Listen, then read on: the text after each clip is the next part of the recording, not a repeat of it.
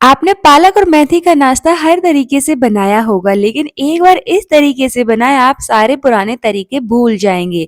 ये टेस्टी तो होगा ही, साथ ही में हेल्दी भी होगा, क्योंकि आज इसको हम पालक और मेथी दोनों से बनाने वाले हैं। तो मैंने जितनी मेथी ली है उतनी ही पालक ली है।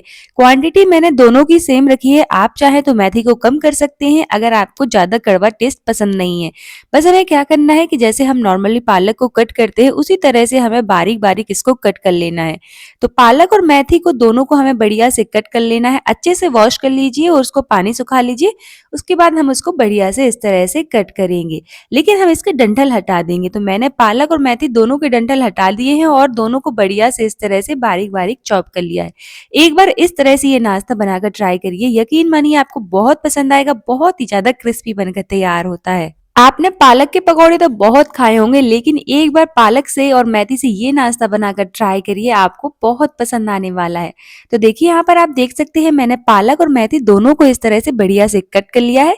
अब दोनों को हम मिक्स कर देंगे। उसमें डालेंगे हम आधा चम्मच नमक और नमक डालकर इनको बढ़िया से मिक्स कर लेंगे इस तरह से।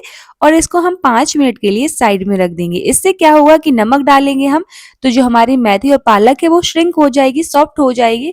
तो इसी तरह से हम इसको 5 मिनट के लिए साइड में रख देते हैं। तब तक आगे की तैयारी कर लेते हैं।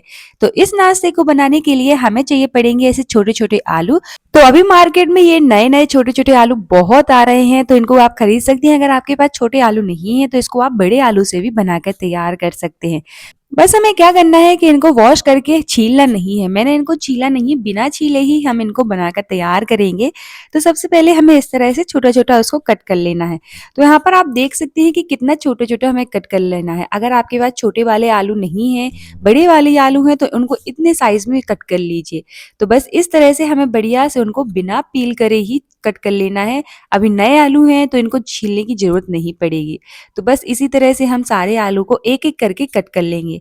तो यहाँ पर जो मेथी और पालक है मैंने उनकी क्वांटिटी ली थी 50 ग्राम, और यहाँ पर जो मैंने आलू लिए हैं उनकी क्वांटिटी ली है मैंने 400 ग्राम। तो आप क्वांटिटी अपने अकॉर्डिंग कम ज्यादा कर सकते हैं।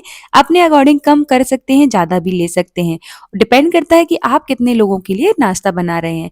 बस देखिए यहाँ पर आप देख सकते हैं कि साइज, यहाँ पर आप देख सकते हैं कि कितने छोटे छोटे पीसेस में हमें आलू को कट करना है। तो इसी तरह से हमें कट कर लेना है। ना ही ज्यादा मोटा रखेंगे और ना ही ज्यादा पतला, बस इसी तरह से हम छोटे छोटा कट कर लेंगे। तो देखिए मैंने एक साथ सारे आलू को कट कर लिया है। अब कोई भी बर्तन लेंगे जिसमें रखेंगे हम पानी गर्म होने के लिए। तो कोई भी बर्तन ले लीजिए, उसमें पानी रखेंगे, उसमें डालेंगे हम 1 चम्मच नमक। नमक हम थोड़ा सा ज्यादा डालेंगे। इससे क्या होगा कि जो हमारे आलू हैं वो जल्दी बॉयल हो जाएंगे। अब गर्म पानी हो जाएगा तो इसी स्टेज पर हम डाल देंगे आलू जिनको हमने कट करके रखा था। एक बात का ध्यान रखना है कि हमें आलू को अच्छे से बॉयल नहीं करना है, मतलब हमें इनको पूरा बॉयल नहीं करना है। 70 to 80% ही हम इनको बॉयल करेंगे, तभी जाके तो हमारा नाश्ता परफेक्ट बनेगा। तो पूरा बॉयल मत करिएगा, इनको हमें 70 to 80% ही बॉयल करना है। ये जल्दी बॉयल हो जाएंगे क्योंकि छोटे छोटे हमने इनको कट करके रखा है।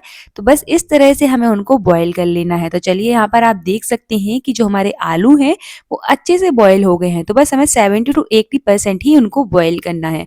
और जैसे अच्छे से बॉयल हो जाए तो इनको हम निकाल लेंगे। तो इनका हम किसी भी छन्नी में निकाल लेंगे ताकि जो एक्स्ट्रा पानी है वो निकल जाए। तब तक हम आगे की तैयारी कर लेते हैं। तो सबसे पहले इसके लिए एक टेस्टी सी चटनी बनाकर तैयार कर लेते हैं। तो यहाँ पर मैंने लिया है हरा धनिया, डंठल सहित लेंगे हम, और साथ ही में लेंगे मूली के पत्ते। तो हमें कुछ मूली के पत्ते भी चाहिए पड़ेंगे, और एक हरी मिर्च डालेंगे। हरी मिर्च आप अपने अकॉर्डिंग डाल सकते हैं जितना आप तीखा खाना पसंद करते हैं। साथ ही में मैंने डाला है यहाँ पर आधी चम्मच भुने हुए जीरे का पाउडर। साथ ही में डालेंगे टेस्ट के अकॉर्डिंग नमक, और थोड़ा सा काला नमक ऐड करेंगे, इससे टेस्ट बढ़िया आएगा। अब आधे नींबू को निचोड़ के लेंगे, उसका जूस डाल देंगे और बढ़िया से थोड़ा सा पानी डालेंगे। ज्यादा पानी नहीं डालना है, बस थोड़ा सा पानी डालकर इसको बढ़िया से हमें ब्लेंड कर लेना है। तो देखिए ब्लेंड कर लेंगे और इस तरह से हमारी एक चटनी बनकर तैयार हो गई है। तो इस नाश्ते के साथ ये वाली चटनी बनाइएगा, इसी के साथ ये टेस्टी लगती है। तो बस इस तरह से हमें बढ़िया सी स्मूथ सी चटनी बनाकर तैयार कर लेनी है। तो हमारी चटनी बनकर तैयार है। अब इसको हम साइड में रख देते हैं। अब चेक करेंगे जो हमने मेथी और पालक में नमक मिला के रखा था, देखिए श्रिंक हो चुकी है, सॉफ्ट हो गई है। इसी स्टेज पे डालेंगे हम यहाँ पर जीरा का पाउडर, साथ ही में डालेंगे टेस्ट के अकॉर्डिंग नमक। साथ ही में इसमें ऐड करेंगे हम चाट मसाला, थोड़ा-सा गरम मसाला ऐड करेंगे। तो चाट मसाला, गरम मसाला मैंने आधी-आधी चम्मच किया और साथ ही में कलर के लिए कश्मीरी लाल मिर्च ऐड करेंगे। ये बिल्कुल ऑप्शनल है। अब थोड़ी-सी कलर के लिए हल्दी को भी हम ऐड करेंगे, इससे कलर बढ़िया आएगा, तो ज़रूर से ऐड करिएगा। अब यहाँ पर मैंने एक बारीक हरी मिर्च को कट करके लिया है, साथ ही में मैंने यहाँ पर अदरक को ग्रेट करके लिया है। आपके पास पेस्ट है तो पेस्ट को भी आप ऐड कर सकते हैं। इससे बहुत ही ज़्यादा अच्छा फ्लेवर आता है। अब जो हमने यहाँ पर आलू को बॉईल करके रखा था उनको डाल देंगे। इसी स्टेज पर हमें डाल देना है। बस सारी चीजें हमने डाल दी हैं। इनको सबसे पहले तो अच्छे से मिक्स करेंगे, बाकी की चीजें हम बाद में ऐड करेंगे। तो इस तरह से हमें सबसे पहले अच्छे से मसालों को कोट कर लेना है, ताकि जो मसाले वो अच्छे से कोट हो जाए आलूओं में, तभी जाके हमारे नाश्ते का जो टेस्ट है वो बढ़िया आएगा। तो इस तरह से अच्छे से कोट कर लीजिए। एक बात का ध्यान रखना है कि हमें ज्यादा इसको प्रेस नहीं करना है आलूओं को, नहीं तो वो मैश हो जाएंगे। तो इस तरह से हल्के हाथों से आलूओं में अच्छे से मसाला को हमें बढ़िया से कोट कर लेना है। तो देखिए अच्छे से कोट हो चुके हैं। अब इसी स्टेज पर हम क्या करेंगे, इसमें डालेंगे बेसन। तो इसमें हमें एक बात का ध्यान रखना है, ज्यादा बेसन नहीं डालेंगे, इसमें हम कम ही बेसन डालेंगे। तो मैंने यहाँ पर आधी कटोरी बेसन लिया है, अभी आधा बेसन डाल दिया है मैंने। अब यहाँ पर 3 से 4 चम्मच जो है हम डालेंगे इसमें चावल का आटा। इससे नाश्ता बहुत ही ज़्यादा टेस्टी बनेगा। तो बस ये सारी चीज़ें डाल देंगे। अभी बेसन मैंने पूरा नहीं डाला है, आधी कटोरी लिया था जिसमें से मैंने 1/4 कटोरी ही डाला है। सबसे पहले इस तरह से मिक्स करेंगे। अब थोड़ा-थोड़ा करके ही पानी डालते जाएँगे। एक साथ पानी नहीं डालेंगे, जितनी हमें ज़रूरत पड़ेगी पानी की उतना ही डालेंगे और अच्छे से कोट करते जाएँगे। अगर इसमें आप ज़्यादा बेसन डाल दोगे तो ये पकौड़े बन जाएँगे और हमें पकौड़े नहीं बनाने हैं। तो इसलिए कम ही बेसन का यूज़ करिएगा, बस हमें बाइंडिंग के लिए ही बेसन का यूज़ करना है। इससे क्या होगा कि जो आपका नाश्ता है वो टेस्टी भी लगेगा और ज़्यादा उसमें बेसन का फ्लेवर भी नहीं आएगा। तो कम ही बेसन डालना है, क्योंकि इसको आज हम पकौड़े नहीं बनाने वाले हैं। तो बस इस तरह से देखिए अच्छे से मिक्स कर लेंगे। अब जो हमने बेसन बचा के रखा था उसको भी हम इसी स्टेज पर डाल देंगे। तो सारा एक साथ डाल देंगे। तो यहाँ पर हमने टोटल जो बेसन का यूज़ किया है इस नाश्ते को बनाने में वो आधा कटोरी किया है। बस इतना ही बेसन हमें यूज़ करना है। इतना करना है कि जो हमारा नाश्ता वो अच्छे से बाइंड हो जाए। बाइंडिंग के लिए हमें बेसन का यूज़ करना है। बस इस तरह से हमें यहाँ पर उसको बढ़िया से मिक्स कर लेना है, थोड़ा-थोड़ा करके पानी डालते जाएँगे। तो देखिए इस तरह से हमें बढ़िया से उसको मिक्स कर लेना है। यहाँ पर आप मैदे का भी यूज़ कर सकते हैं, कॉर्नफ्लावर का भी यूज़ कर सकते हैं। बस इस तरह से हमें क्या करना है कि अब लेंगे हम थोड़ा-सा पोर्शन और कोई भी कटोरी ले लेंगे इस तरह की, और उसमें इस तरह से उसको शेप दे देंगे।